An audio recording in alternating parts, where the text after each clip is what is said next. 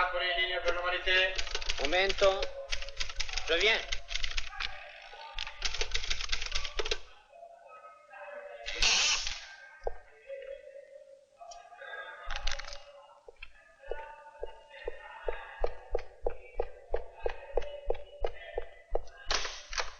Domani il suo giornale dovrà fare a meno del suo pezzo.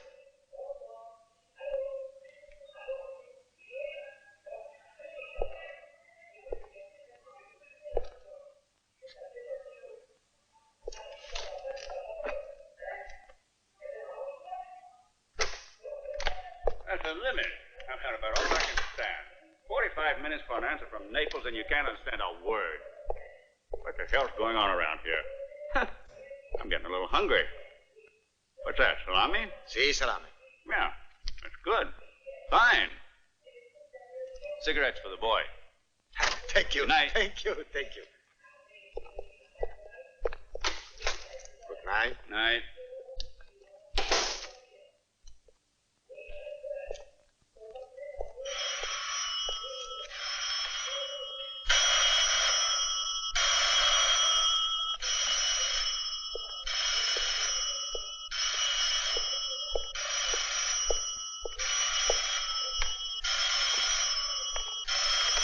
Pronto? Pronto? Pronto? Pronto? Firenze? Parla Firenze? Firenze per lei.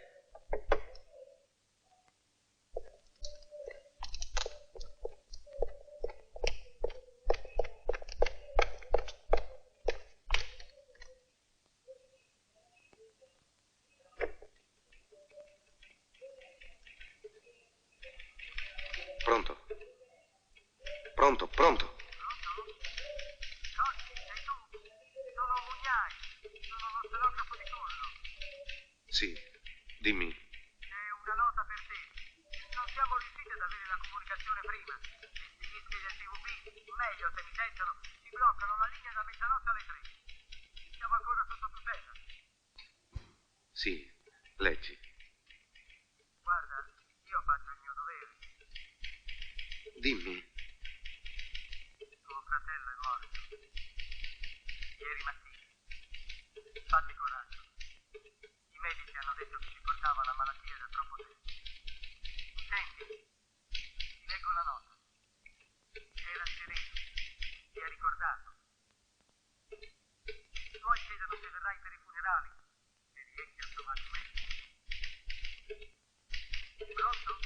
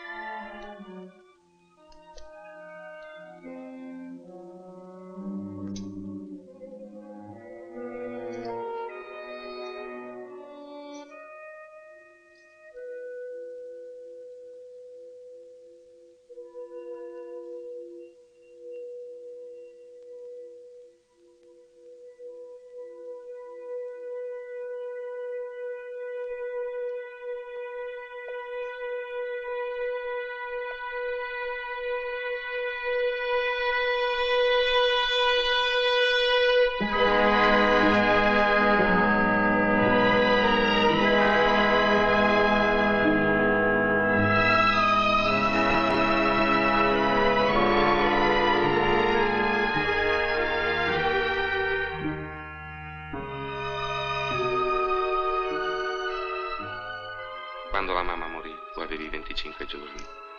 Eri ormai lontano da lei sul colle. Nostro padre era ancora in ospedale per le ferite di guerra. Ti venivamo a trovare, la nonna ed io. Si saliva a Costa dei Magnoli, Costa Scarpuccia.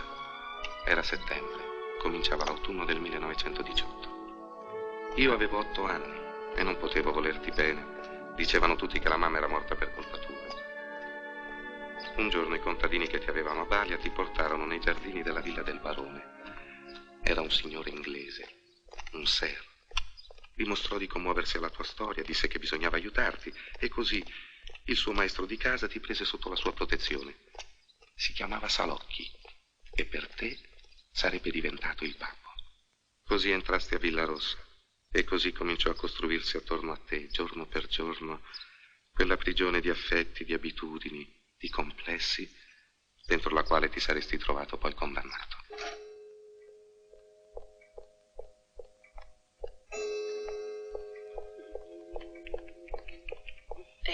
Eccoti la merenda. Bello, questo bambino bello. Dinino.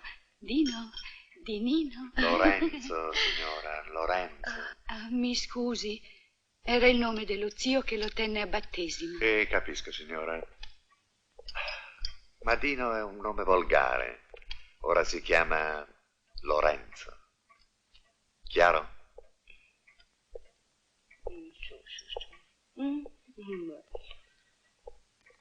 Cos'è? Marmellata d'arancio. Buono.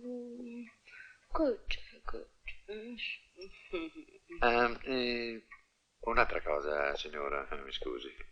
Venga con me. Vorrei chiarire un fatto. Si accomodi, venga.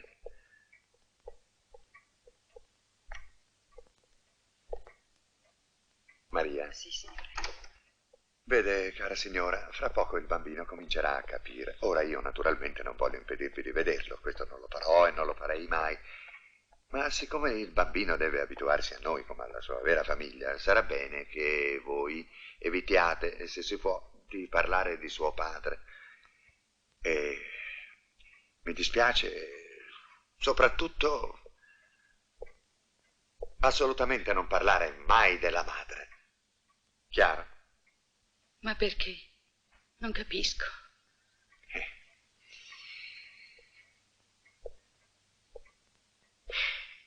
Di che cosa è morta la sua figliola?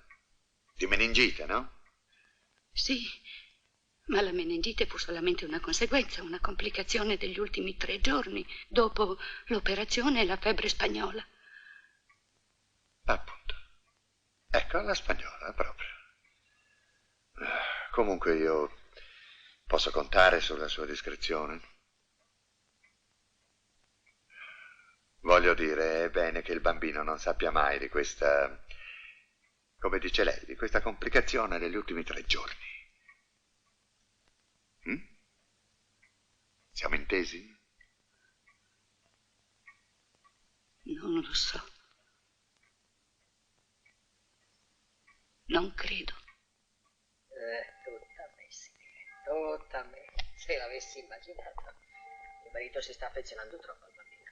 E questa è una cosa che non va. Non è nostro figlio.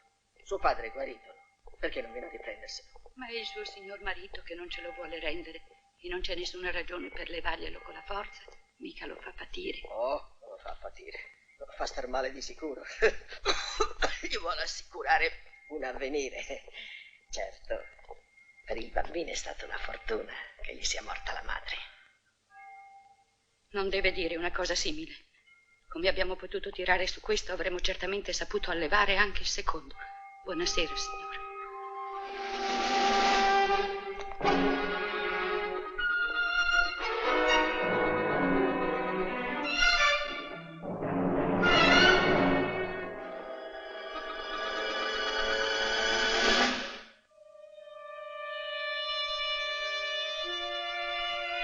La mamma era morta per le complicazioni succedute al parto. Dunque per colpa tua. Ma non ti odiavo più per questo. Tu per me eri morto con lei. Le visite a Villarossa, sempre più brevi, fredde, di circostanza, si prolungarono per tutta l'infanzia, che tu vivesti come in un acquario, senza segreti né scoperte e senza amici, finché i nostri diversi destini ci separarono. Era il 1935, in gennaio o febbraio.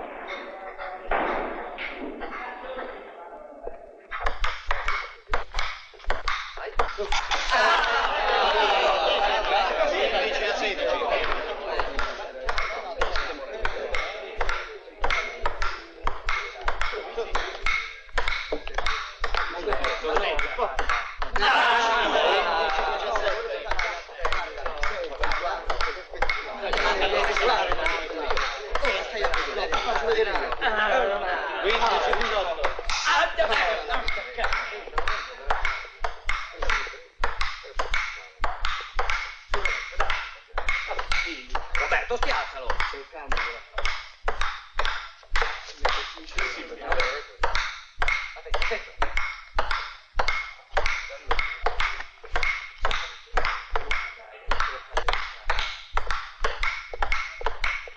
Scusi,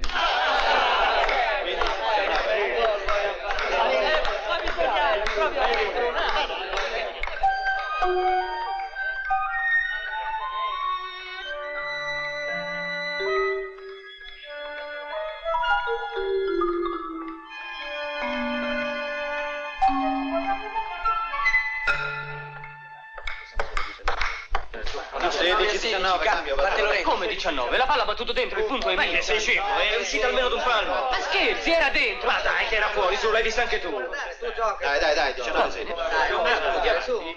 Allora, ho 19. Pronto? Sì.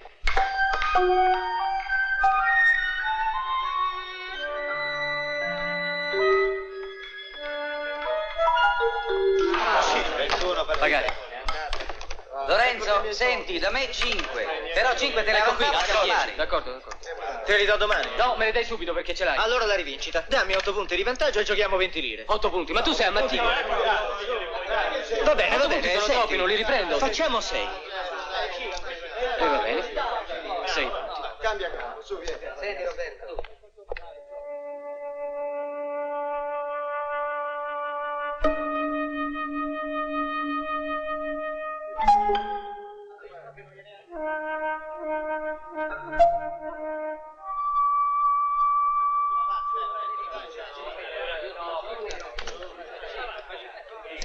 Dai, piglia la pallina. Su, piglia la pallina.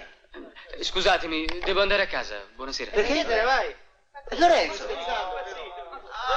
La rivincita non me la dai più? Ma no. Ma dove vai? Mi contatto di qua. Un'altra volta. A domani.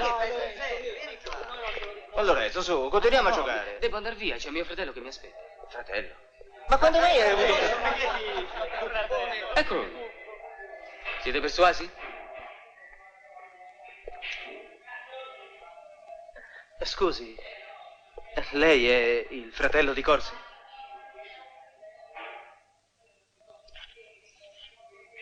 Io? No.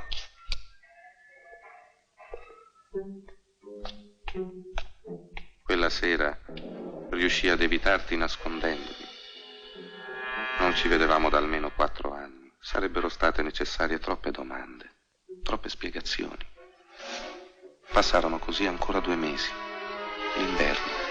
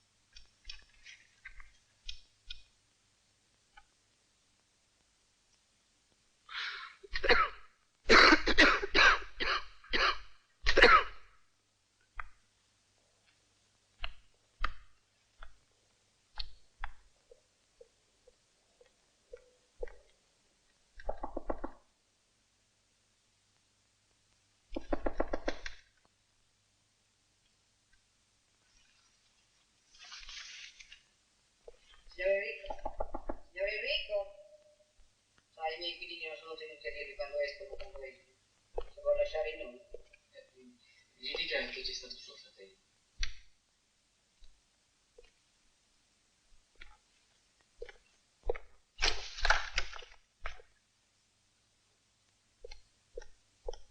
Ah, così lei è suo fratello? Sì, sì, grazie, va bene, signora, grazie. Buonasera. Entra. Vede come vive suo fratello? Che mi ci vorrebbe fargli un po' la stanza.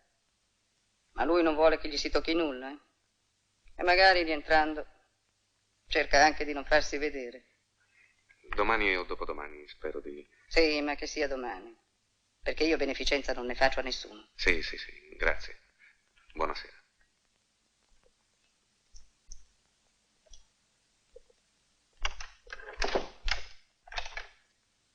Mi sembra gentile, perché la tratti in questo modo?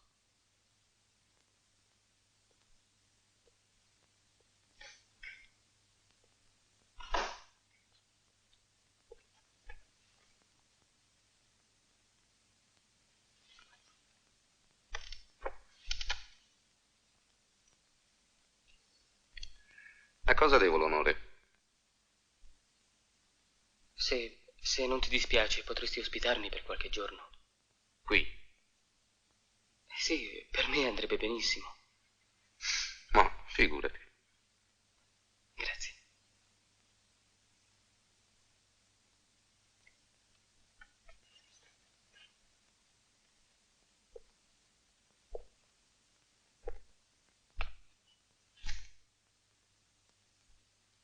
Che è successo? Niente. Il babbo si è impuntato su una questione. Quale?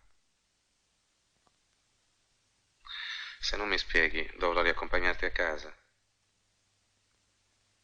Non stiamo più dove credi. Ora abitiamo in Borgo Ognissanti, in una camera subaffitto come questa. Ah. E come sta il babbo? Ah, di salute bene. E i tuoi studi? Come vanno? Così.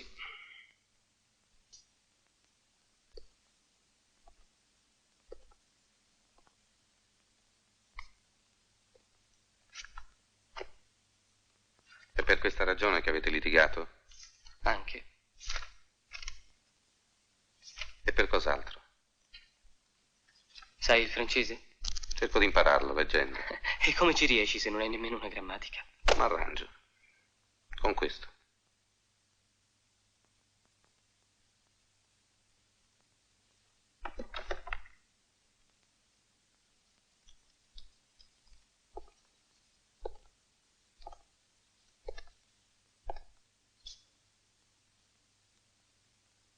Perché mi hai evitato al ping pong?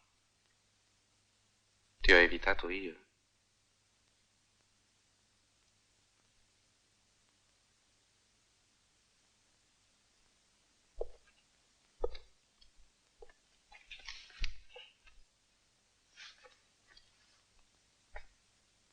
Non era il posto adatto. Stavi con i tuoi amici.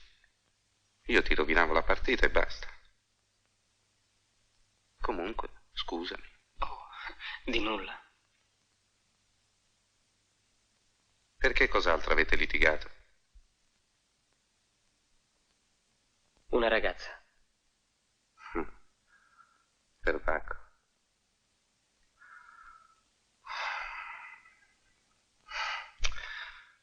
Non ci far caso, sai. Capita spesso.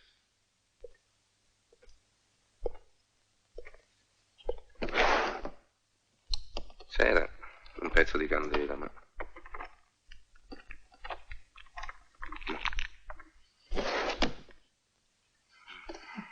È la figlia della padrona di casa. Ma non c'è nulla tra di noi, scherziamo solamente. Stamani il babbo ci ha sorpresi nel corridoio. Mi ha chiuso dentro la nostra camera e lei l'ha inseguita con la scopa.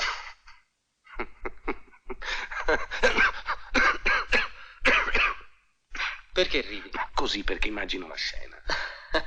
D'accordo, ma da morire di vergogna. Il babbo litigava con lei e coi suoi genitori.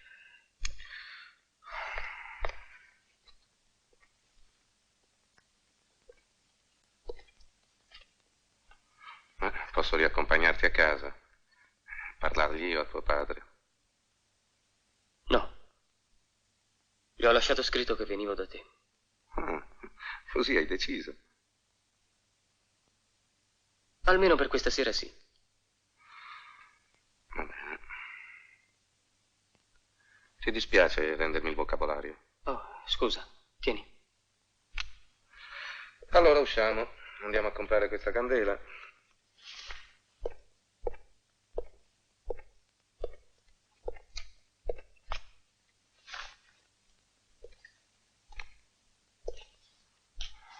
Bisognerà pensare anche a cenare, immagino. Se non ti dispiace vorrei invitarti.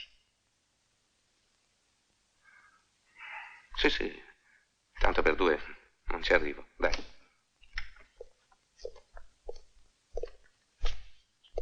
Ma come hai fatto a trovare il mio indirizzo? All'anagrafe.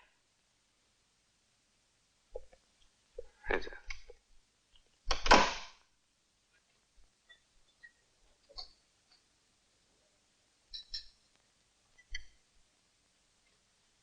È molto buono. Il babbo non mi permetterebbe di mangiarlo. È nostro padre. L'hai più visto? No. L'ultima volta un paio di anni fa e credo che non abbia nessuna voglia di vedermi. Io non ci giurerei. Dopo la morte del barone, che avete fatto? Abbiamo lasciato Villa Rossa quasi subito. Con gli eredi non riusciva ad intendersi. Ricordi la signora Salocchi? Come mai non la chiami mamma? Non ci sono mai riuscito.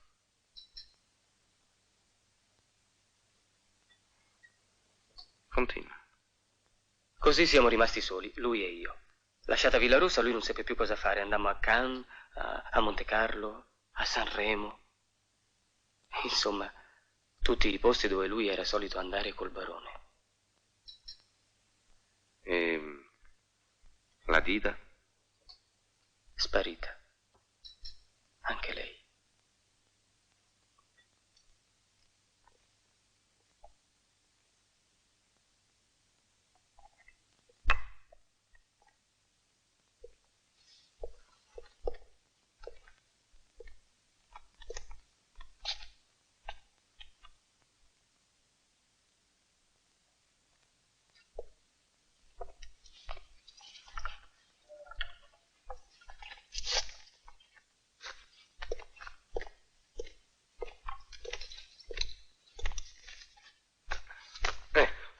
Così, se vuoi dormire. E tu? No, io ho ancora qualche cosa da fare. Poi vedrai sul fianco, centriamo tutti e due.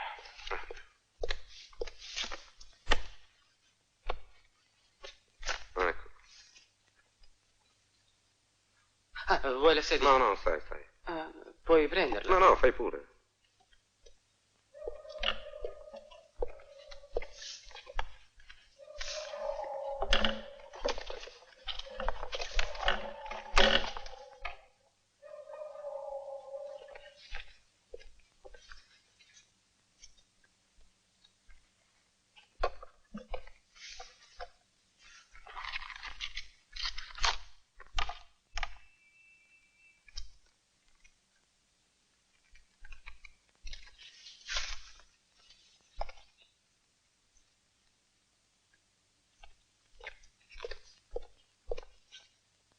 Se non ti dispiace, mi dai la borsa?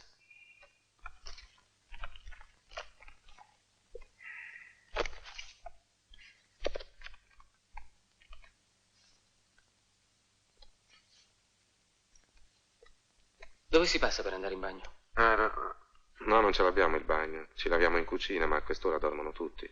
Se vuoi il gabinetto è accanto alla cucina. Non fa nulla.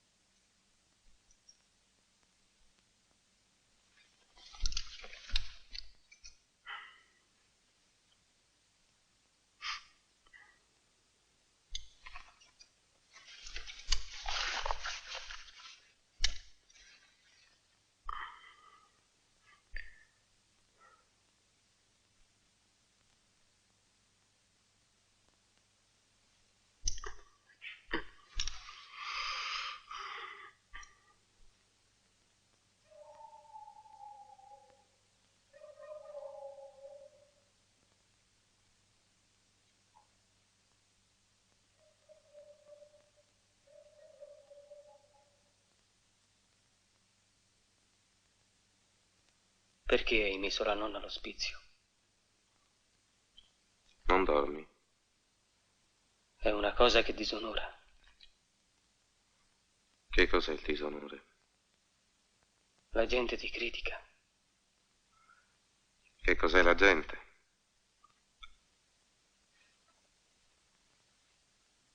Perché mi rispondi con delle domande? Senti, il signor Salocchi ti sorprende con una ragazza. Tu scappi e vieni qui da me, anche se è un secolo che non ci vediamo. Beh, la gente sono tutti quelli ai quali non ti sei rivolto perché sapevi che non ti avrebbero capito. Noi due possiamo discuterne. E non la gente.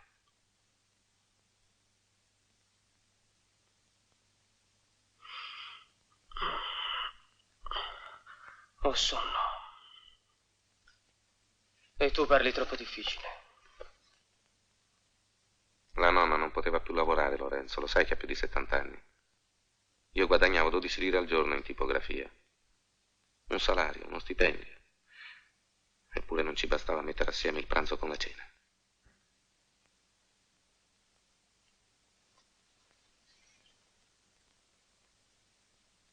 Ma come si può decidersi per l'ospizio? L'ospizio esiste, giusto? È fatto per i poveri. E i poveri lì finiscono, prima o poi. Mi daresti una sigaretta?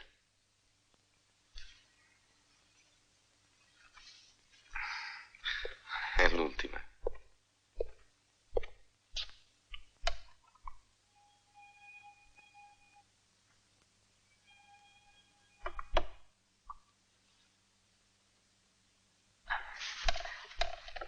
Grazie.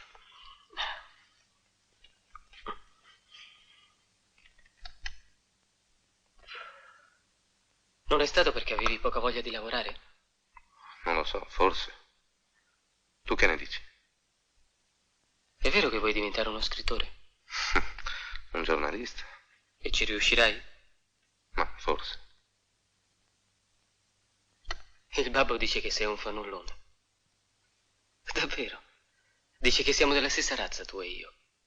Certo, ma è una razza che lui non conosce. Perché non la conosce? Perché è un servo.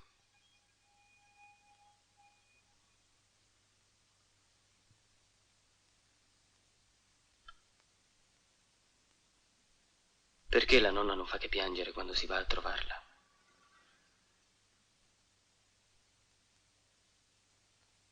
Sei stato dalla nonna? Anche oggi, per chiederle il tuo indirizzo. Mi ha detto che vivevi a Roma. Ma ti avevo visto a Via Guelfa e ho capito che l'avevi abbandonata.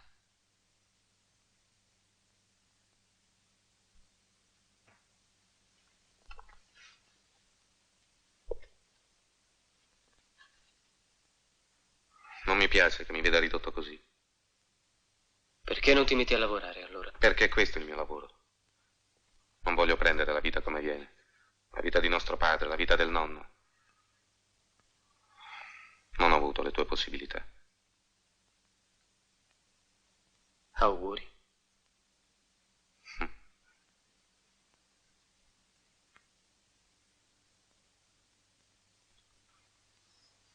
Quando sei andata a trovare la nonna? La prima volta?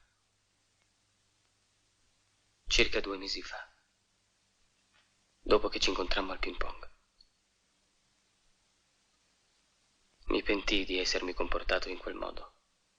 E siccome capii che mi sfuggivi, pensai di far bene andandola a trovare.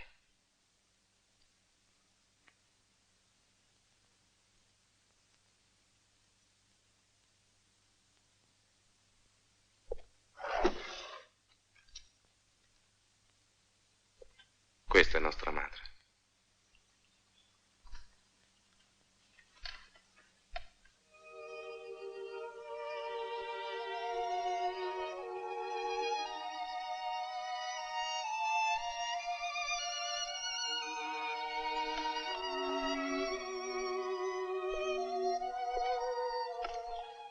Quella che ha la nonna è più chiara. Qui era ancora ragazza. Che idea ti sei fatto di lei? Nessuna. Non ne ho nessuna. La nonna me ne parla.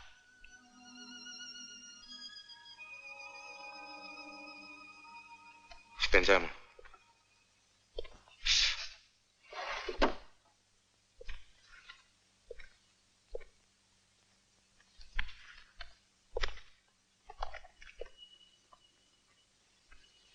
Non ti spogli? No, fa freddo. Dormo vestito.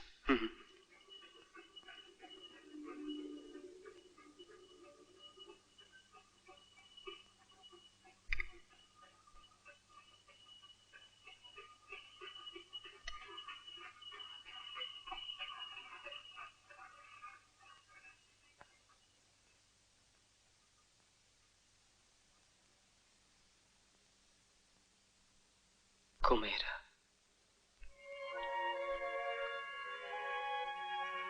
Era molto bella. E poi? Aveva gli occhi che sembravano verdi. Fissavano sempre in un modo serio. Come te quando giochi a ping pong. Cioè, come sono quando gioco a ping pong? Distante. Fisso in una tua idea. Fuori dal mondo. Ma gli occhi li aveva verdi o sembravano verdi?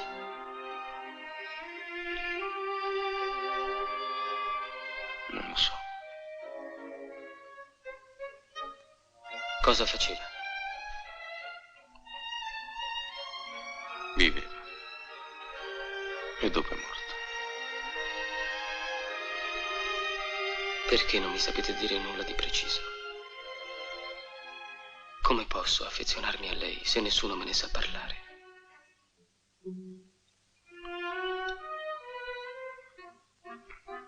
Le piacevano molto le arance? Anche la marmellata d'arance? Sì, penso di sì.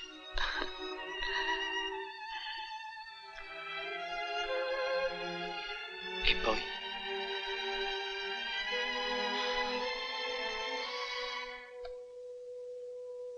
Amava vestirsi di scuro. Le piaceva la commedia. Non sopportava di stare in mezzo alla gente. Era una brava sarta. Era prima lavorante in un atelier di Via del Corso.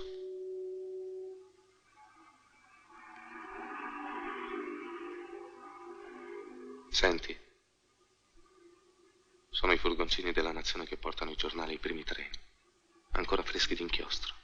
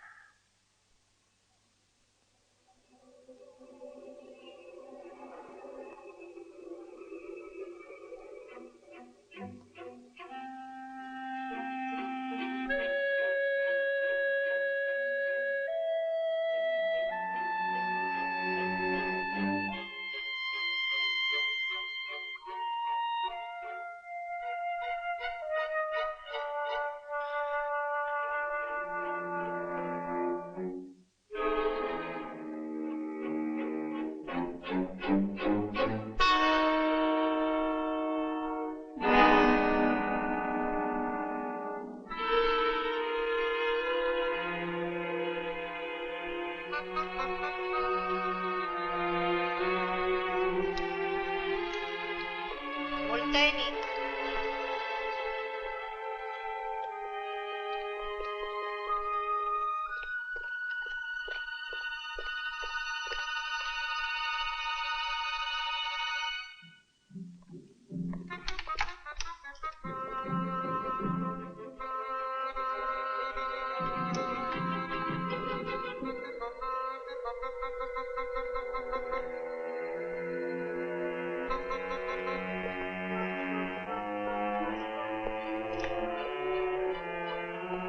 Casati?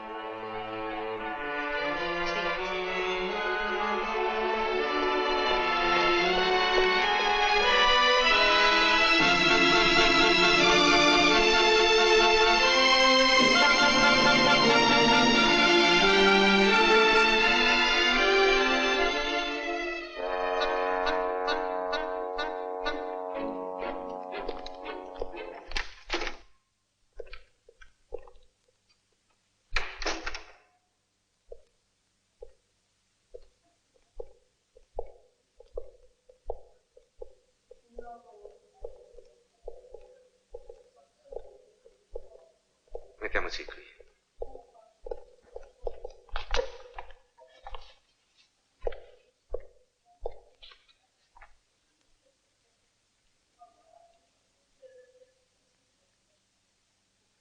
Che mani fredde. Sai, ero in cortile da più di un'ora. Ma non ci dovresti andare, assolutamente. Specie in questa stagione. Bisogna, invece, se no non si sente quando ci chiamano.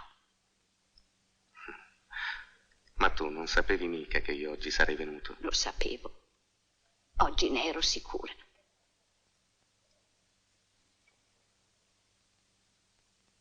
Come stai? Come una carcerata. Ma ci sto facendo l'abitudine, sai. Ogni tanto un po' di malinconia, ma ora che tu sei qui... Hai la tosse? No, non è niente. Hai visto Lorenzo? Sì, verrà anche lui oggi. Hai visto com'è bello? Sì. Il signor Salocchi lo sta facendo studiare da impiegato E così quando sarà grande lui avrà un buon posto. Mentre tu... Io sto bene così. E poi c'ero anch'io un posto. Il giornalista, uno che va raccontando i fatti degli altri. Buongiorno, madre. Buongiorno, Casati. Comoda, comoda. Buongiorno.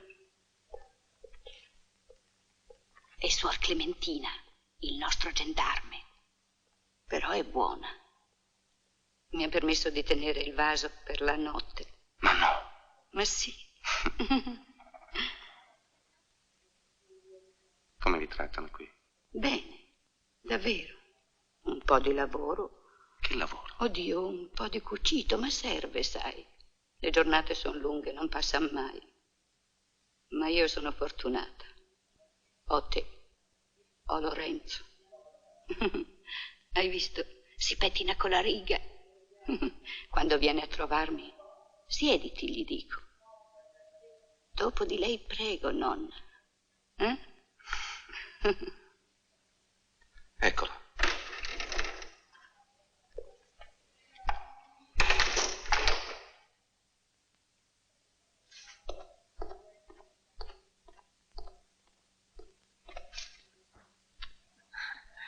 Come sta, nonna?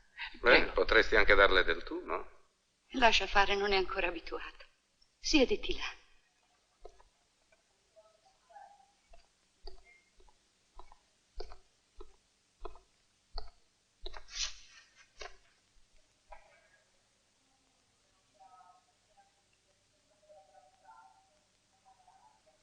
È come se siete fratelli, solo che vi si guardi attentamente negli occhi. Siete uguali, benché i tuoi sono un po' stanchi. Mangi? Sì, come un leone. Ma non ci credo. Tu, al contrario, sei sempre stato fine. Hai compiuto 18 anni. Sì, 18 anni.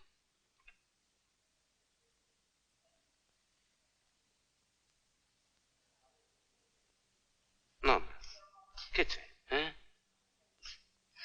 È la vostra mamma che vi ha mandati, perché oggi vi avessi tutte e due insieme. Senti, nonna, io ritornerò presto, vedrai. Non lo so ancora quando, ma oggi ha chiesto un trasferimento. Prenderemo un appartamentino. No. Più arioso di quello di Via dei Magazzini. Vedrai. No, no. Io la mia parte in commedia l'ho recitata. No, no. L'ora della visita è finita. L'ora della visita è finita. Ecco, io devo andare. Nonna, per Pasqua stiamo tutti e tre insieme. Andiamo a mangiare in trattoria, eh? Ah sì, ma il signor Salocchi vorrà. Certo che vorrà, se a lei non dispiace. Non mi dare del lei. Mi fa sentire una forestiera. Scusi.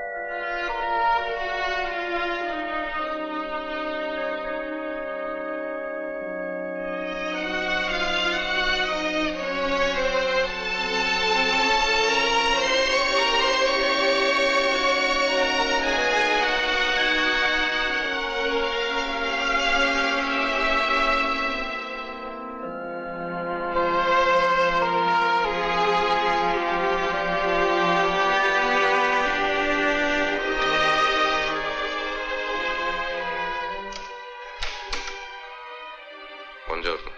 Ah, chi si rivede? Il buon Alana. Accomodati, vieni. Vieni.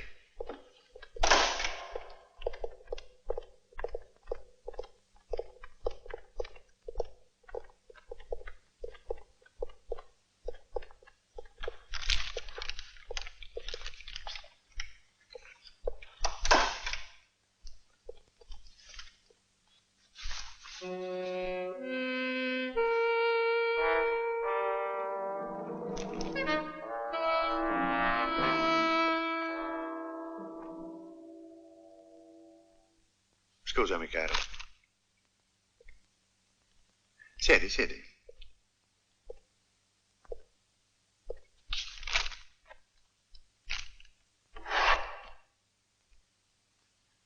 Vuoi una grappa? Un cognac? No, grazie. Dovrei offrirtene, ma non ne abbiamo. Siamo astemi e ospiti ne riceviamo di rado.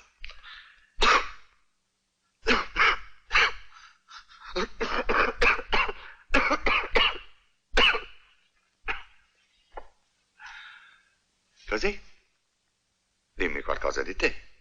Cosa fai di bello adesso? Lavoro, qualche ricerca in biblioteca, studio. Così. Niente di concreto, mi pare. No. Ma non lavoravi in una tipografia? L'ho lasciata da un pezzo. Hai anche tenuto un chiosco di bibite rinfrescanti, mi pare. Sì, per un'estate. È un lavoro divertente. Dura poco. Soprattutto che duri poco.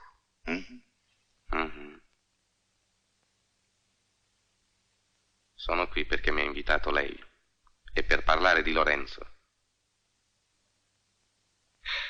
Vuoi una sigaretta? Una sigaretta te la posso offrire. Grazie, ho le mie.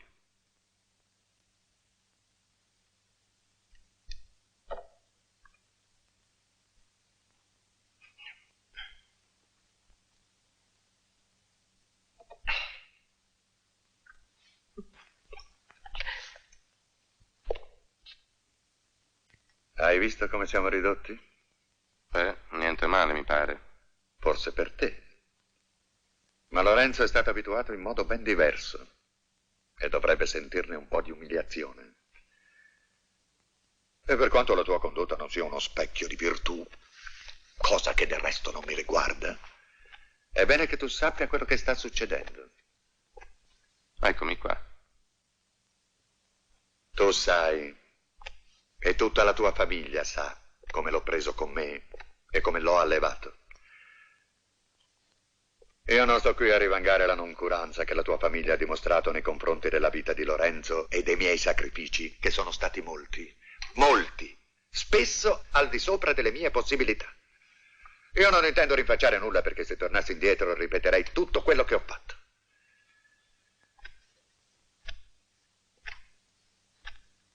Ma ora non posso fare più niente. Sono vecchio e vivo sugli ultimi risparmi. Lorenzo! Sì, ascolto. Per cortesia, vieni qua. Quello che sto dicendo ti riguarda. Io mi tolgo il pane di bocca per mandarla a scuola e per tutto risultato lui fa il galletto con la prima sgualdrina che incontra. Se una sera voglio trovarlo vado a colpo sicuro. O al biliardo o al ping pong. Con gente che ti lascio immaginare. Gente volgare, gente villana. Ma ora ho deciso, e questo lo dico anche a te. O Lorenzo mette la testa a posto, o io lo rimando da suo padre. Sicuro, lo manda a lavorare. E così imparerà cosa vuol dire, e si arrangerà. Farà lo scioperato, farà il vagabondo. Questi sono fatti suoi, come te se vuole. Perché mi pare che sia di razza la poca voglia di lavorare, almeno da quello che posso giudicare, no? Appunto. Ma non giudichi da me. Tu a quest'ora potresti avere una sistemazione onorevole invece di vendere ghiaccio tritato d'estate. Certo, lo so. Ma da me non giudichi. Mai. Ma guardalo, io parlo, lui neanche mi ascolta, eh? E ha ragione, tanto lo sa che non farò mai ciò che dico. Mandarlo da suo padre, ma te l'immagini?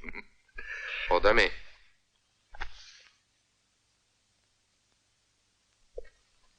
Lorenzo può venire da me quando vuole. Anche subito. Buongiorno.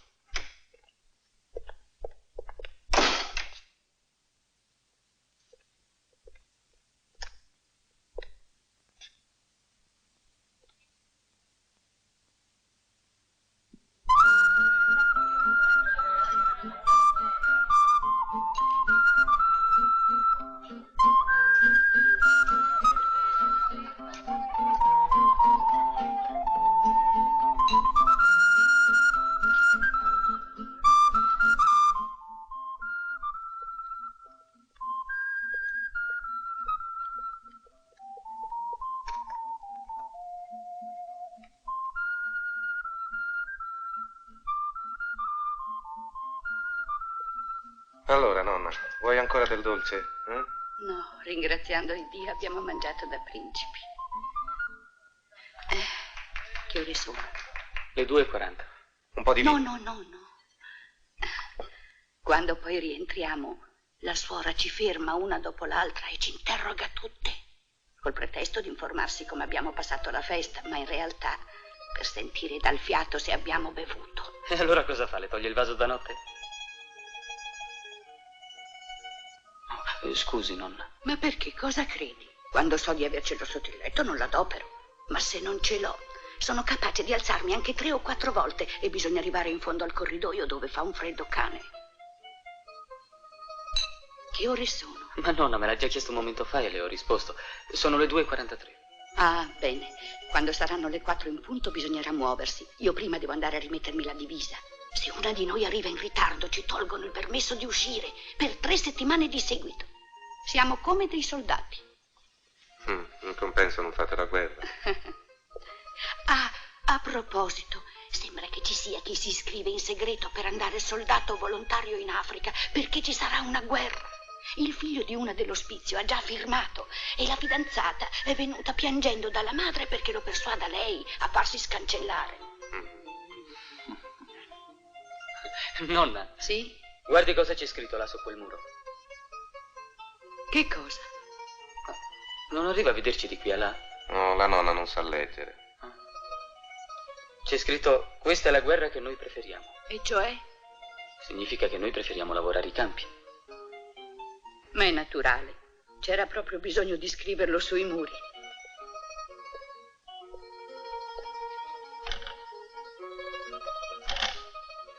Tu sei nei balilli? No, nonna. Io sono negli avanguardisti, quelli che hanno le cordelline bianche. Non li ha visti mai? Sì, li ho visti.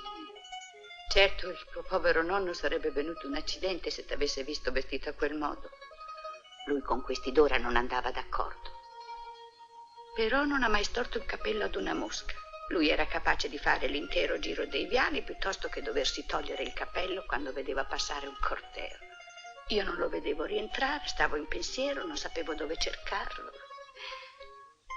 Tu te lo rammenti? Certo. E tu? No, nulla. Non ricordo nulla. Eppure ogni tanto veniva a trovarti a Villarossa. Ma tu eri ancora piccino. Morì nel 1925, il 1° maggio. Poco avanti di spirare disse: se muoio il 1° maggio e c'è il paradiso, sono sicuro di andarci. Perché? Cosa c'entrava il 1° maggio? Allora il 1° maggio era un giorno di festa ed era anche il giorno in cui ci eravamo sposati. Che ore sono? C'è tempo, sono le 3:10.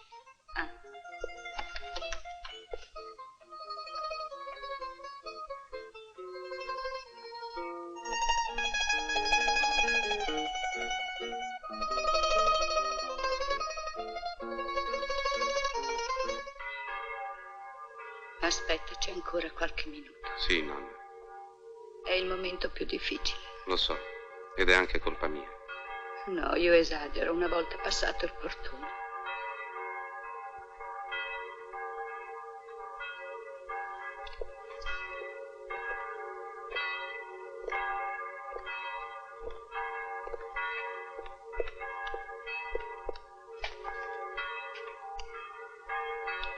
Non lo devi abbandonare. È tuo fratello. Non ha che te. Certo. Giornate come questa si ripeteranno.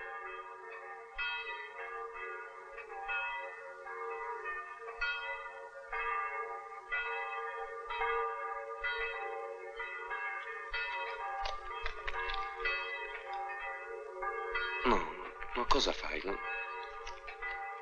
Oggi hai speso molto e se ora devi affrontare il viaggio... No. Ma sì, stai tranquillo, non ne ho bisogno. Ho ancora le 50 lire che mi regalasti per Natale. Tienile, non... Sì, se tu non li prendi io starò in pensiero. Ma non mi servono, nonna, non... Allora fammi vedere che cosa hai in tasca. Se ne hai abbastanza non insisterò.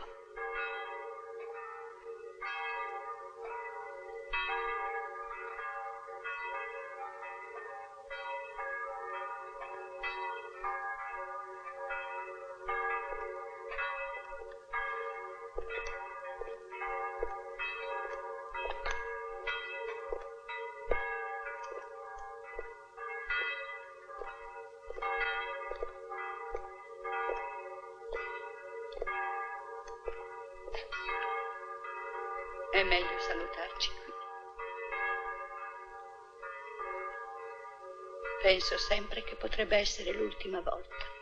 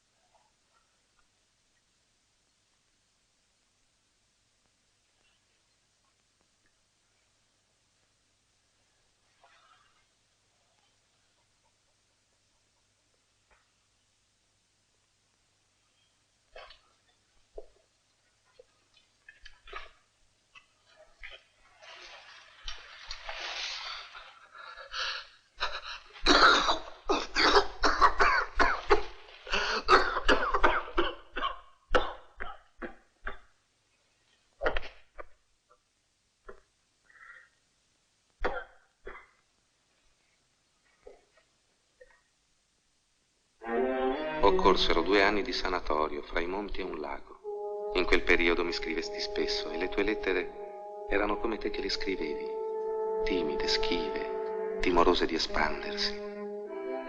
Il tuo protettore aveva sceso un altro gradino verso l'indigenza più assoluta ed avevi dovuto sospendere gli studi.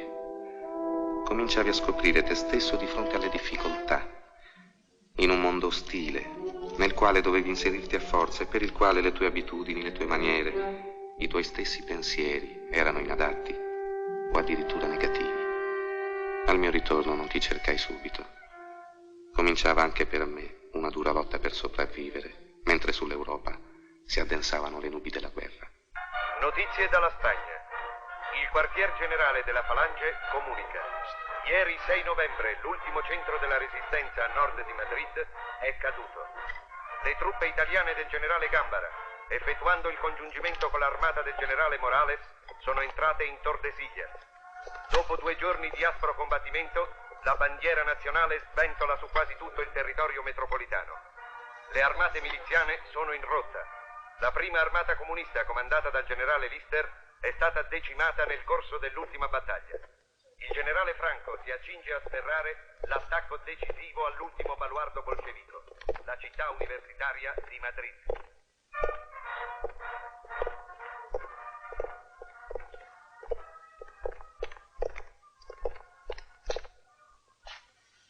Oh, ciao. Ciao. Ma quando sei arrivato? Permetti, vorrei presentarti Rosario. Piacere. Sandrina, vieni. La signorina Zatti, mio fratello. Molto piacere. Buonasera. Il mio amico. Buonasera. Posso offrirvi qualcosa da bere? No, grazie, andiamo al cinema. Perché non mi hai avvisato? Novità? Tu piuttosto. E così lei è Sandrina. Lorenzo mi ha scritto spesso di lei. Ah, sì? Sì. E come casa? Per ora mi sistemo nel suo studio. Se tu me l'avessi fatto sapere, venivi da noi. No, si tratta di qualche giorno. Conto d'andare a Roma. Vai a Roma? Sì. Quando? Beh, non subito, domani ne parliamo. Ma E se non vi dispiace ci potremo sedere da qualche parte. No, che c'entra? Andavate al cinema, andate. Altrimenti che domenica è? Non è vero, Sandrina? Il suo arrivo è più importante. Ma per carità, andate al cinema e divertitevi. Domattina chiamami al suo studio, trovi il numero sull'elenco. A che ora? Beh, non mi buttare giù dal letto, insomma. Alle 10? Alle 10. D'accordo. E tu il lavoro come va? Il posto che avevo ero in prova, te ne vorrei parlare. Sì, ho capito, certo. Ci vedremo adesso, eh? Arrivederci. Arrivederci. Sì. Arrivederci. Sì. Ciao. Ciao. A domani.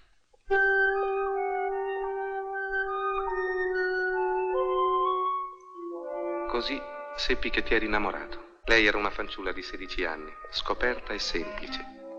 E vicino a lei trascorresti i tuoi giorni più lieti e gli ultimi. Eri disoccupato e l'esperienza dei quotidiani rapporti col mondo ostile e delle quotidiane rinunzie a cui è costretta la povera gente ti aveva già provato. Il bisogno di lavoro ti fece bussare a 100 porte. Per un impiego di concetto ti richiedevano referenze che non potevi fornire e se ti presentavi come fattorino c'era sempre qualcuno che ti veniva preferito perché in possesso di una bicicletta. Resti gli esami per ottenere un impiego di qualche settimana in occasione del censimento. In un mese guadagnasti 30 lire.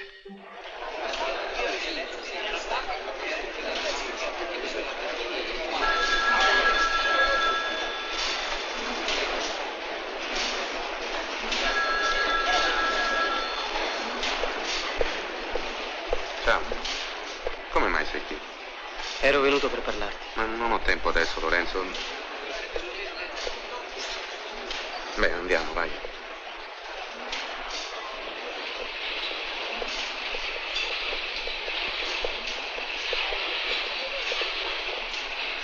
Vieni.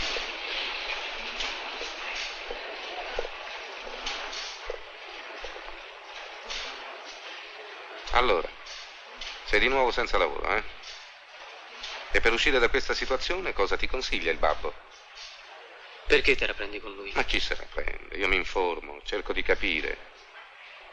Hanno avuto ragione a licenziarmi. E il motivo? Scarso rendimento. Non ho nessuna pratica, non so battere a macchina, non so scrivere una lettera commerciale. Poi broncare il liceo a metà non mi ha certo aiutato. Sì, ma lascia stare questo. Tu a cosa aspiri? Cos'è che vuoi? Bisognerebbe che mi... Ma cosa vuoi che ti cosa? Che ti vengano a chiamare perché sei elegante, non so, per il tuo bell'aspetto. Ma questo cappotto è rivoltato da 3 anni. Dai, cosa c'entra? Lorenzo, la Villa Rossa non c'è più. Cosa credi, di trovare sempre la pappa scodellata? Guarda me, mi davano per morto, invece eccomi qui, più vivo di prima. Ma perché io voglio essere vivo. Ma per me non si tratta di salute.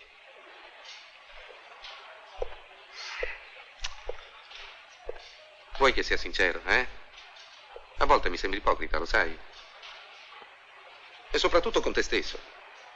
Dovrei imparare, ma non ho il tempo. Cosa vuoi che ti dica? Non lo so. Certo è che devi svegliarti. Hai 20 anni ormai. Insomma, te la devi cavare da solo. Datti da fare, Lorenzo, fai qualche cosa. Vieni da me, ma con quale speranza? Come posso aiutarti io, eh? Lo vedi anche tu che ho dovuto ricominciare da capo. E non è mica facile, sai, neanche per me. In quell'inverno morì la nonna. E le sue ultime parole furono: ora i bambini restano soli, come faccio? In un momento di lucidità ci riconobbe, ci unì le mani dentro le sue. Poi si affidò alla morte, come ad un agognato riposo.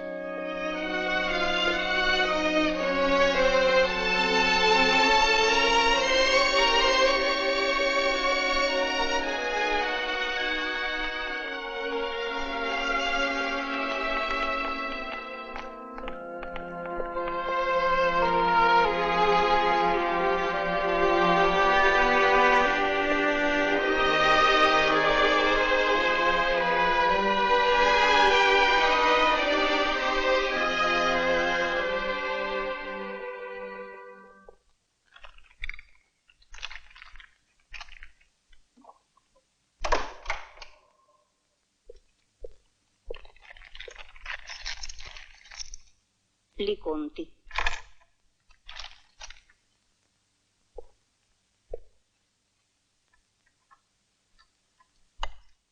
Prego, una firma.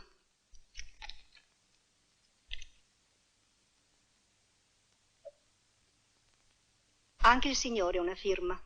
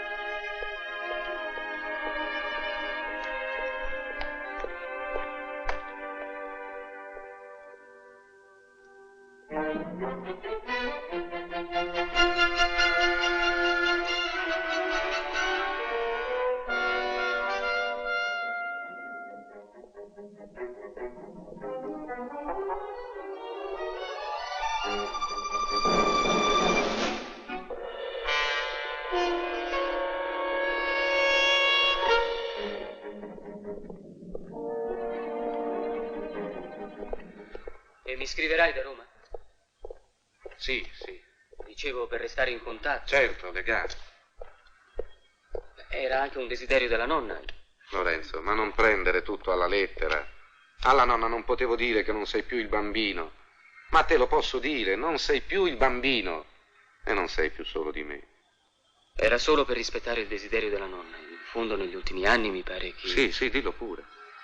Non ha avuto molta felicità. E questo per colpa mia, eh? Cambiamo discorso. Perché? Ci sono forse altri argomenti sui quali ci possiamo intrattenere?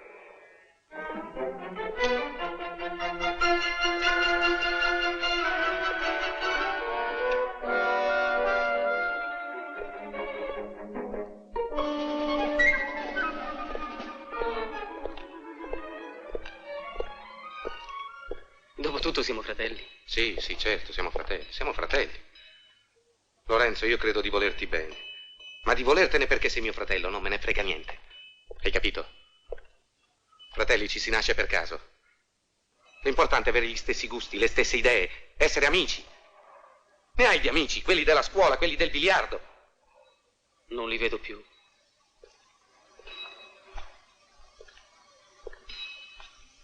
Non appartengo più al loro mondo, mi vergogno se li incontro. E ognuno deve saper stare al suo posto. Ma qual è il tuo posto? Tu non lo troverai mai il tuo posto. Guarda qui. Se io prendo questo carretto e lo rovescio, è perché ho voglia di farlo. Mi va di farlo e lo faccio. Non sto a chiedermi se si può o se non si può fare. Lo faccio e basta. Ma cosa rimetti a posto? Cosa rimetti a posto adesso? Lo capisci che non mi importa nulla di avere un fratello fermo al palo come te?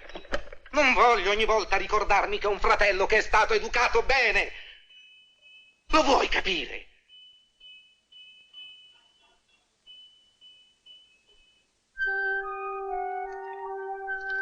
Avevi trovato un nuovo lavoro, fattorino in un ente parastatale, ed erano occorse infinite raccomandazioni per farti assumere.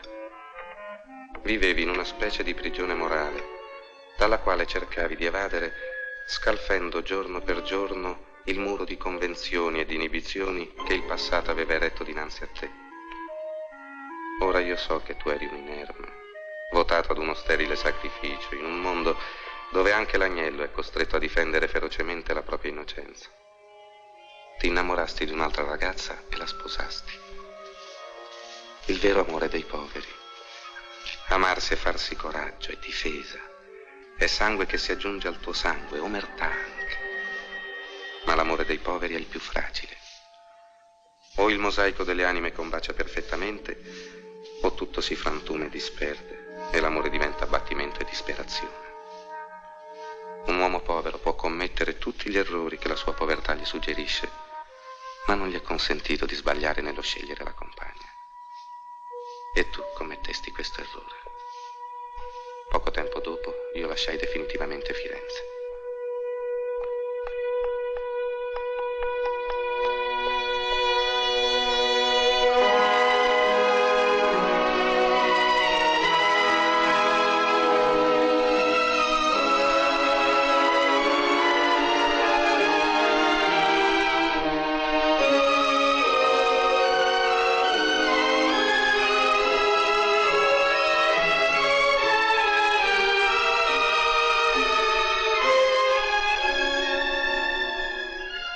Passarono gli anni della guerra.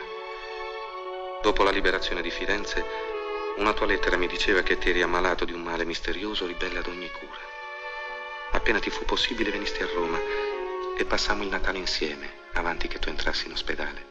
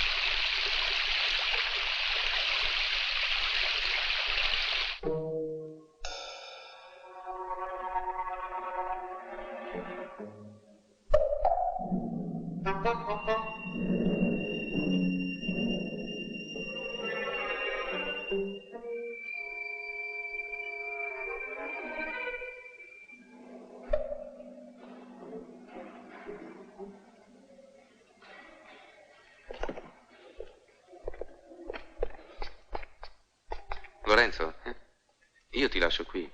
Perché? Non mi accompagni dentro? Ma prima di tutto non mi lascerebbero entrare e poi non facciamola tanto importante. Aspetto che entri, poi domani ci rivediamo. Va bene, a domani. Dai. Ciao.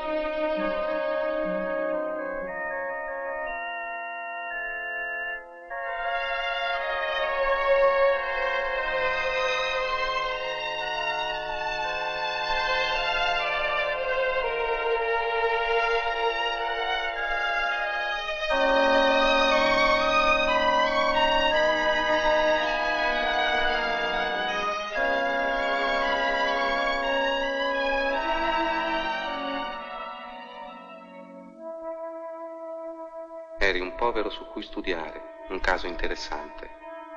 E i medici ti si buttarono addosso come mosche sullo zucchero, come boxer all'ultima ripresa. Ed era per te l'ultima ripresa. Andarono per tentativi, cercando di piegare il male misterioso con i ferri del loro mestiere, specifici interventi, trasfusioni, usando il tuo corpo come una pagina bianca sulla quale sviscerare e risolvere un problema. Una pagina con tante annotazioni e cancellature sembra un corpo pugnalato. Ma questa volta il corpo era il corpo di un uomo. Le ferite erano ferite vere, il sangue era sangue rosso, caldo. Eri entrato in ospedale più forte di me ed ora eri inchiodato dentro un letto. Eri pallido, già fisicamente abbattuto, ma paziente e fiducioso. Per prima cosa, sulla tua pagina bianca, i medici avevano scritto sulfamidici in forti dosi e li avevi già provati infinite volte, senza risultato.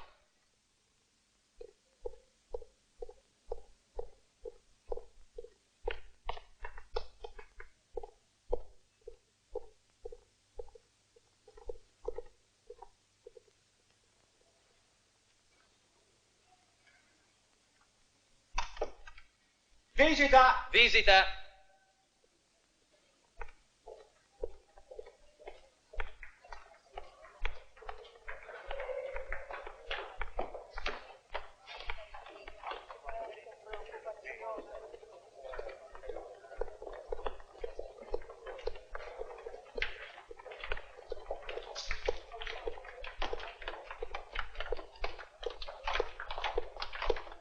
Ciao. Ciao. Come stai?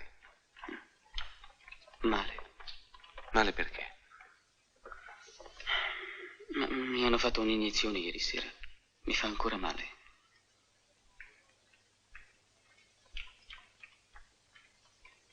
Ma Scotti, è la febbre. Non lo so, non mi sento bene. Chiamo il dottore. No, no, no. No, non è una cosa importante. Te l'assicuro. Siediti.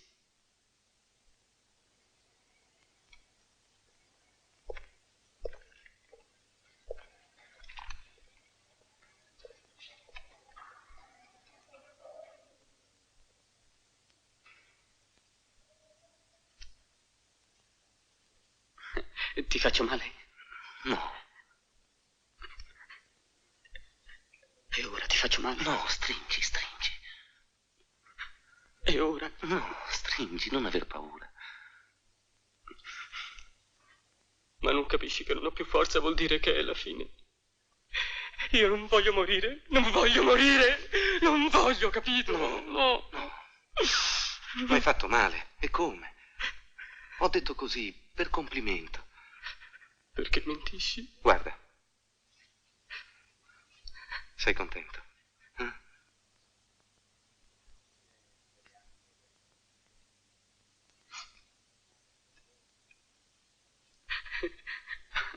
Perdonami.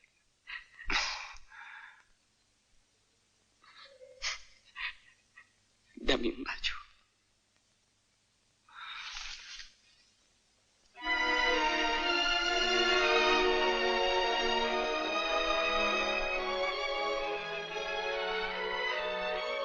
Non ho che te. Sai, stammi sempre accanto. Non mi abbandonerai mai. Dammi un altro bacio.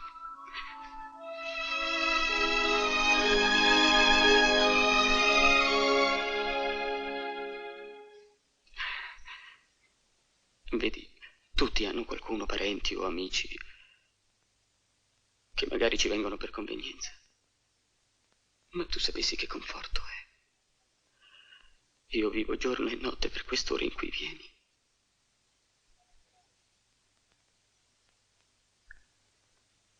Sai, stanotte ho pensato alla mamma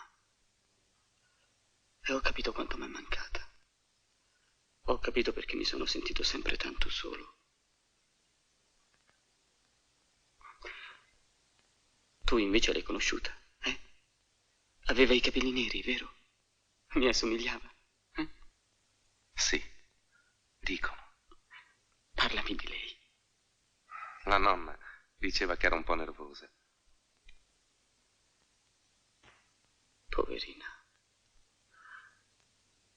Sarà stata a causa della malattia. Quale malattia? L'epilessia. È la prima volta che lo sento dire. Cosa c'è di male? Perché me lo vuoi nascondere? No, non c'è niente di male. Soltanto che non è vero. Ma se me lo confermò anche la nonna? No, la nonna non può averti detto una cosa simile. Ma sì. Ma tu hai detto anche alla nonna epilessia. Sì, certo. Ma allora la nonna non ti ha capito. Se tu le avessi detto convulsioni, allora ti avrebbe risposto di no.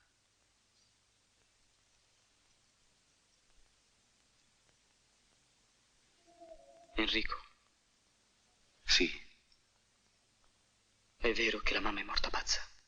No, non è vero. Questa è un'idea che ti porti dietro da quando eri ragazzo, ma non è vero. Mai è stata pazza? No, te l'hanno messo in testa. Non so perché. No, mai nessuno me l'ha detto con precisione, ma forse una parola oggi, una domani, finché me lo sono immaginato da me.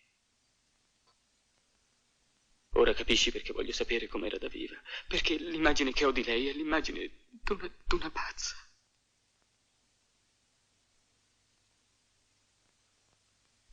Stanotte non ho fatto che chiederle perdono tutta la notte. Su, non ti tormentare.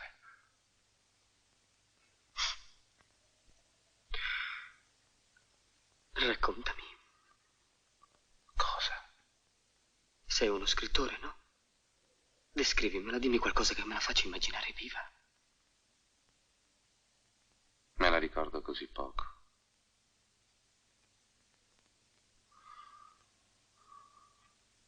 La mamma era morta la sera prima e nel pomeriggio seguente in cui io e la nonna rimanemmo soli con lei e intorno al letto c'erano tante ghirlande. Fu come se la vedessi per la prima volta. Questo è il ricordo più vivo che ho di lei. Indossava un taglier nero. Aveva un mazzo di fiori che le copriva a metà della gonna. Aveva una camicetta bianca ricamata, chiusa al collo con un fermaglio azzurro. Sembrava che dormisse, ma di un sonno fastidioso. Era pallida, bianca. Poi una mosca si posò sulla sua fronte, si levò, fece un giro attorno alla sua faccia e tornò a posarsi. Allora io mi feci spazio fra quelle ghirlande, raggiunsi il capezzale, agitai la mano davanti al suo viso e la mosca volò via.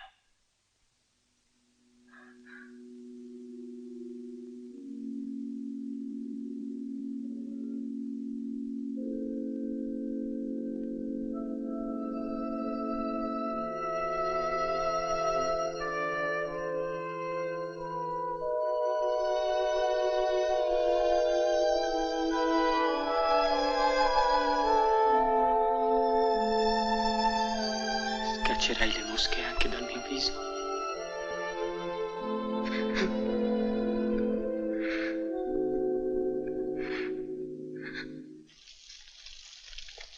Mi chiedesti della marmellata d'arancio e non riuscii a trovartela. Percorsi tutta la città, di negozio in negozio, di rifiuto in rifiuto, di sorriso in ironia. I bottegai scrollavano il capo come chiedessi qualcosa di assurdo, un pezzo di Marte.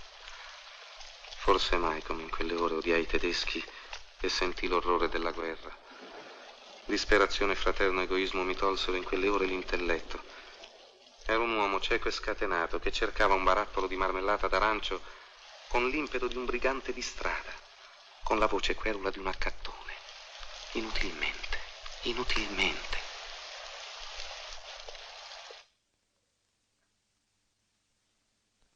Lorenzo.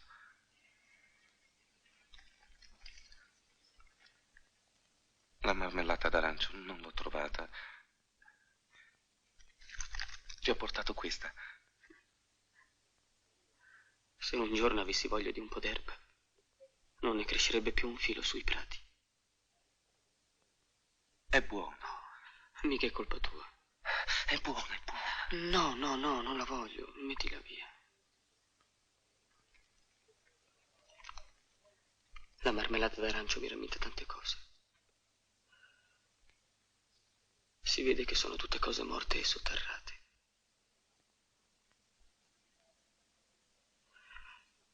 Ho scritto di nuovo. Perché mia moglie non mi risponde?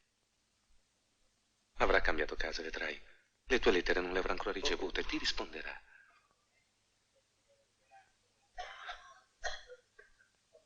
Durante le crisi c'è una voce che cerca di convincermi a lasciarmi andare. È una sensazione molto dolce che mi fa sparire il dolore, come se mi addormentassi. Ma io faccio degli sforzi terribili per vincere il sonno, perché ho paura di non dovermi svegliare più. Qualche volta se il sonno mi piglia a tradimento, quando mi risveglio, è come se tornassi in vita dalla morte. Voglio guarire. A qualunque costo voglio guarire. Ma certo che guarirai. Certo. Signori, andiamo. Signori, è l'ora, su e tardi. Andiamo, signori, non si può restare in corsia. Dai, sono già usciti tutti. Ci vediamo domani. È proibito restare, lo sai. Ma quello lì si è nascosto dietro il paravento. Finché ci resta lui possiamo restarci anche noi, no? Ma lui ha il permesso. Suo fratello è grave, molto grave. Più di là che di qua. Farabutto! Farabutto! Farabutto! Io non sono più vivo di lei! Io non voglio morire! Io sono vivo!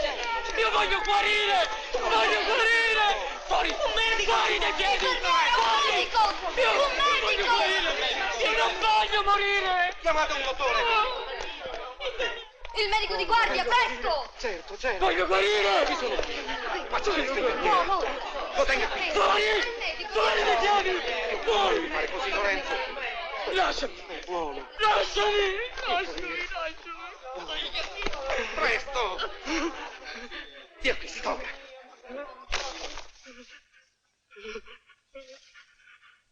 Cosa gli avete fatto? Non ha importanza. Non è questo che conta. Perché è fasciato? Cosa è successo? Non lo sappiamo. Non lo so. Non è questo che conta. Non è questo che conta. Ma come? Non lo sa? Cosa è successo? Cosa è successo? Un'iniezione suppurata. Non è la prima volta, succede. Un'iniezione su...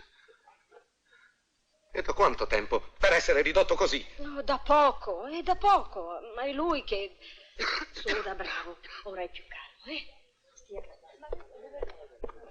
Senta, ma dove va? Si fermi, torni indietro, torni indietro!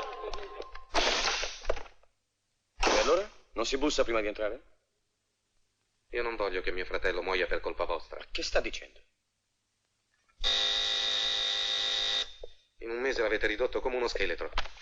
Non ha più fiato per respirare. È un essere umano, anche se è povero. Non è un cane. Morazzi! Morazzi! Che gli avete fatto? Incapaci! Macellai! Io non so neanche di che sta parlando. Se ne vada subito. Morazzi! Cosa? Morazzi! Cosa ha detto? Tu non sai di che cosa sto parlando. Oh no. Lasciami. Oh no, sta fermo. Lasciami. Sta fermo. Lasciami! Sta fermo. Lasciami. Fermo. Lasciami.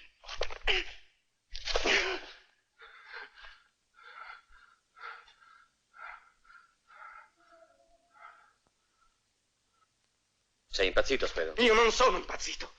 Ma se mio fratello ci rimette la pelle, giuro che qualcuno di voi... Lasciami. Lascialo.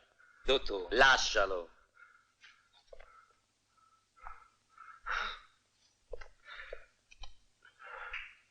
Avrai anche tu le tue ragioni, ma io che ci posso fare? Un'iniezione suppurata è un incidente, ne capitano tanti. Sarebbe stato niente di grave se quel fisico non fosse finito. Ma chi l'ha finito? La malattia. La malattia l'ha finito chi? Abbiamo provato tutto. E adesso abbiamo sospeso ogni cura per tentare la cicatrizzazione. Ma le speranze sono poche, poche. No, non sono poche. Non sono poche. Non sono poche.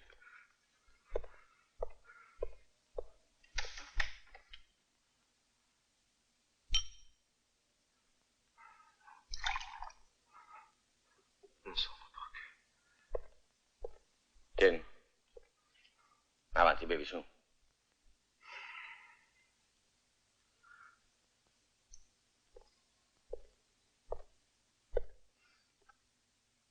E calmati. Non è vero, sai. Qui i poveri e i ricchi sono tutti uguali. E la visita è la stessa, sia in corsia che nelle camere a pagamento. E noi facciamo tutto il possibile. Solo che abbiamo pochi mezzi e meno denari. Ma allora perché non posso parlare col professore? Tagli! Proprio un momento fa. Si è discusso del caso di tuo fratello col professore.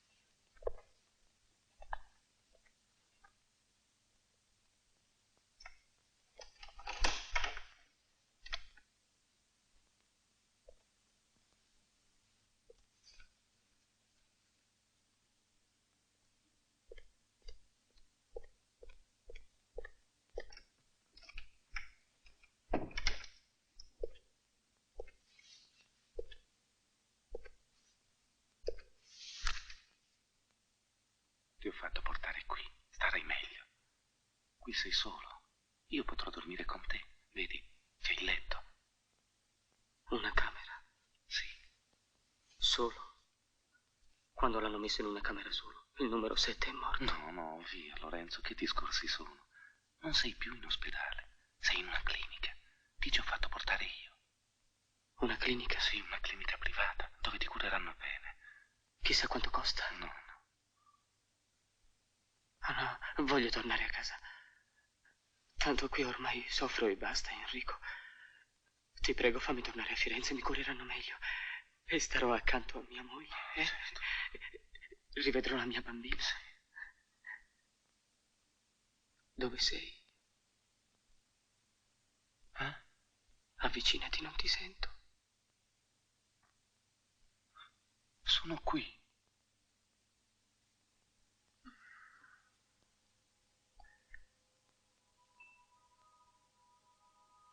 Tu credi in Dio?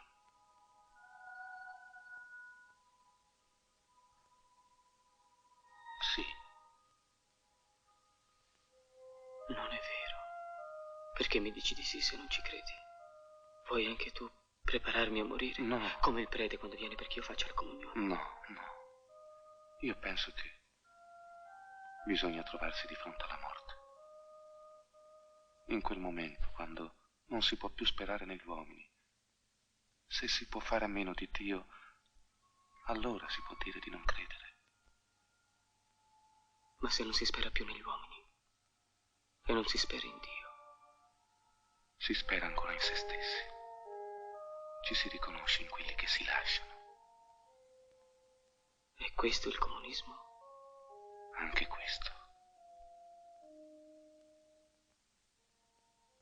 Che ore saranno? È sera. A Firenze avranno accesi i lampioni sui lungarni.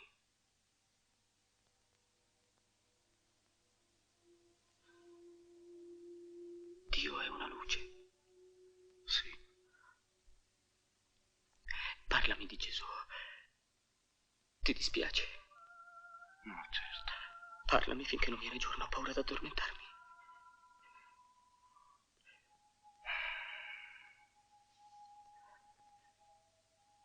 Gesù Cristo era un uomo ed era il figlio di Dio. Lui disse: beati gli umili perché erediteranno la terra. La statua di Gesù t'è posto. La settimana di Pasqua. Nella cappella della misericordia. Dio e Gesù. No, una statua. La cappella piena di gente. Era un giovedì santo. Io e Sandrina la visita ai sepolcri. In 7 chiese diverse. Voglio tornare a Firenze.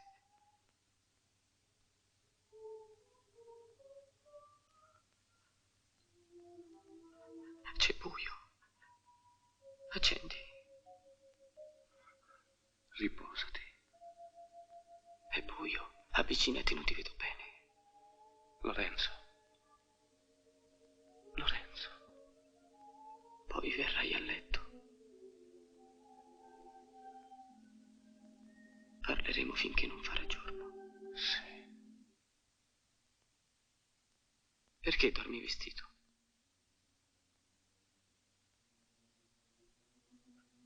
Fa freddo.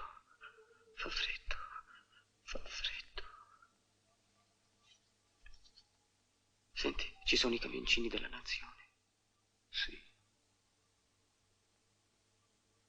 E saremo tranquilli.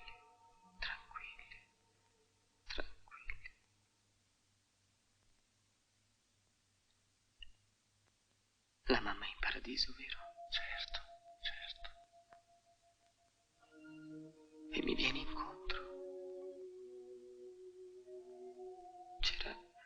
C'era una nebbia così fitta ieri sera sulla costa dei Magnoli.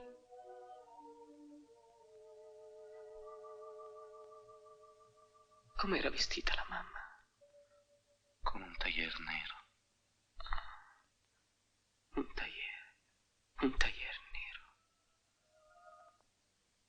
Aveva una gonna lunga.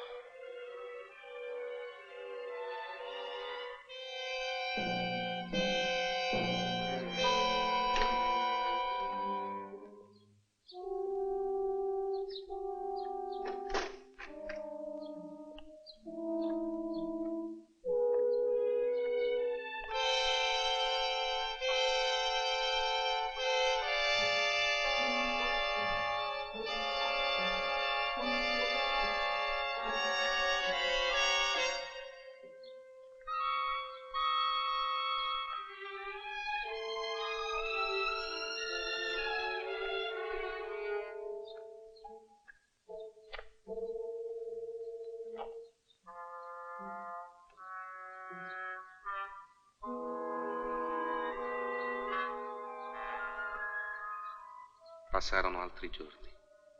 Chiedevi sempre la stessa cosa. Tornare a Firenze, tornare a Firenze. Poi avesti un ritorno di forze quasi sorprendente. Ed era la freschezza che prelude l'agonia. Allora condiscesi al tuo trasferimento.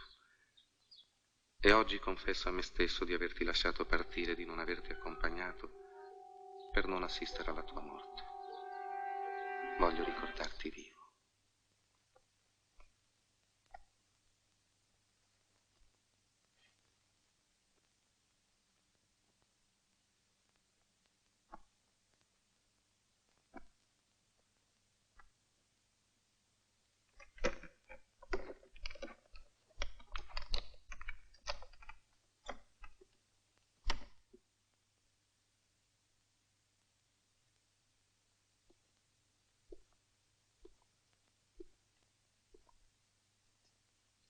Mi sento bene, sai, sono pieno di forza. E poi l'idea di poter rivedere la bambina e mia moglie. Hai dovuto pagare molto per l'ambulanza? No, non mi è costata niente. Una vecchia amica che è nella Croce Rossa ha pensato a tutto lei.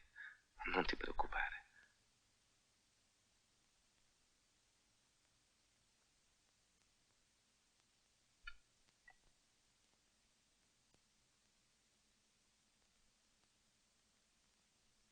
Peccato che tu non mi possa accompagnare. Ma ti raggiungo domattina con il treno. Appena arrivato, ti verrò subito a trovare.